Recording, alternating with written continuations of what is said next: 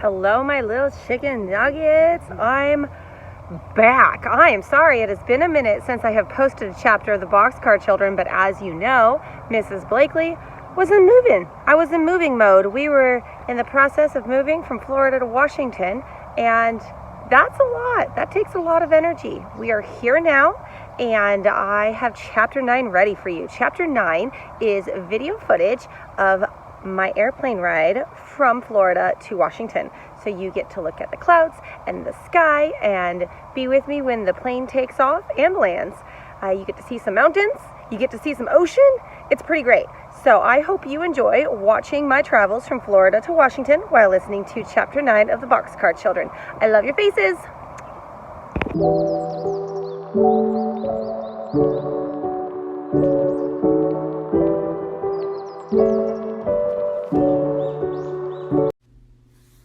Chapter 9, Fun in the Cherry Orchard. The next morning, Henry thought and thought about taking the other children to pick cherries with him. At last he told his sisters about it as they ate bread and milk for breakfast. Dr. Moore said he wanted more children to help. "Do you think all of us ought to go, Jessie?" "Well," said Jessie, "I don't know. You see, there are 4 of us. If Grandfather is looking for us, it would be easier to see 4 than 2. "Yes, that's so," answered Henry, "but we can go down the hill and through the streets 2 by 2. I'll take Benny and go ahead. Then, in a little while, you and Violet can come along with the dog." "Good," said Jessie. "Watch can tell us where to go." The children took down the clothesline and shut the door of the car. Everything was in order. Then they started out. When they arrived at the orchard, they soon saw that they were not the only workers. The doctor was there, and the cook, and 2 men carrying ladders and baskets.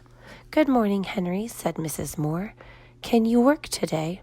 "Oh, yes," said Henry. "These are my sisters, Jessie and Violet. They can pick cherries, too.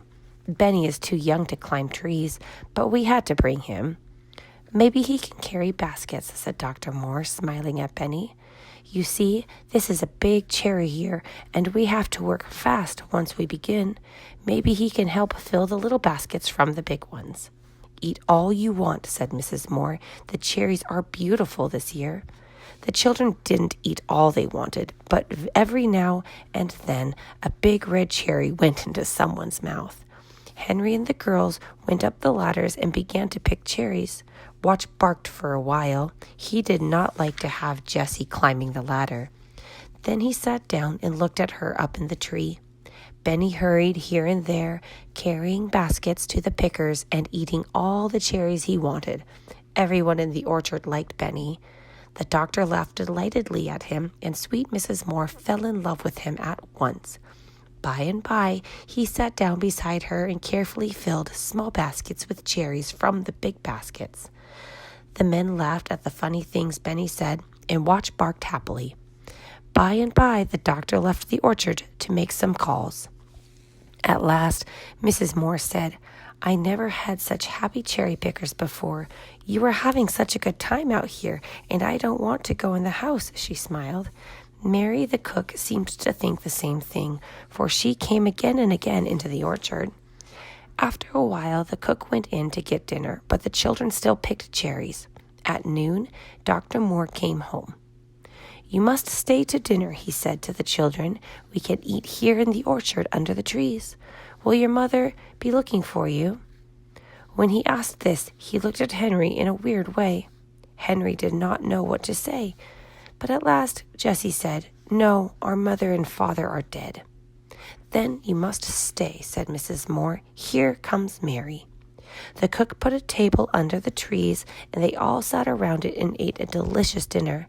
Then Mary went into the house and came out again with big bowls of cherry dumplings. "I can smell something good," cried Benny.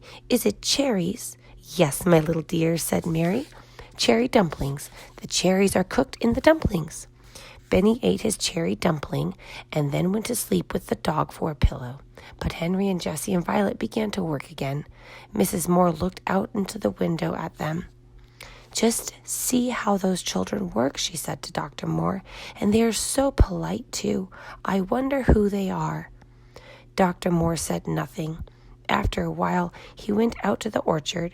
"You have worked long enough," he said. He gave them $4 and all the cherries they could carry. "That is too much," said Henry. "No," said Dr. Moore. "It is just right. You see, you are better than most workers because you are so happy. Come again." "I'll come every day," said Benny. They all laughed. Dr. Moore saw the children did not all leave the orchard at the same time, but started down the streets 2 by 2. "I wish I knew who they are," he said to himself. When the cherry pickers got back to their little home, they looked everything over carefully, but things were just as they had left them. The door was still closed, and the milk and the butter in the refrigerator. The children made a happy supper of bread and butter and cherries, and then went to bed in the boxcar. That same night, Dr. Moore sat reading the paper. All at once he saw the word "lost" and began to read. "Lost. 4 children, 2 boys and 2 girls, somewhere around Greenfield or Silver City. $5,000 to anyone who can find them. James Henry Alden." Dr. Moore sat up. $5,000, he said. James Henry Alden. Oh my, oh my. He sat still for a long time, thinking and laughing to himself. "The 4 children are living in a boxcar, but I shall not tell Mr. Alden that they are his grandchildren," he said. And that, my friends, is the end of chapter 9. I hope you enjoyed looking at the clouds and the blue skies and the mountains. I love your faces. Enjoy the rest of this video footage, which is planes taking off. Yay for planes taking off. See you later. Bye.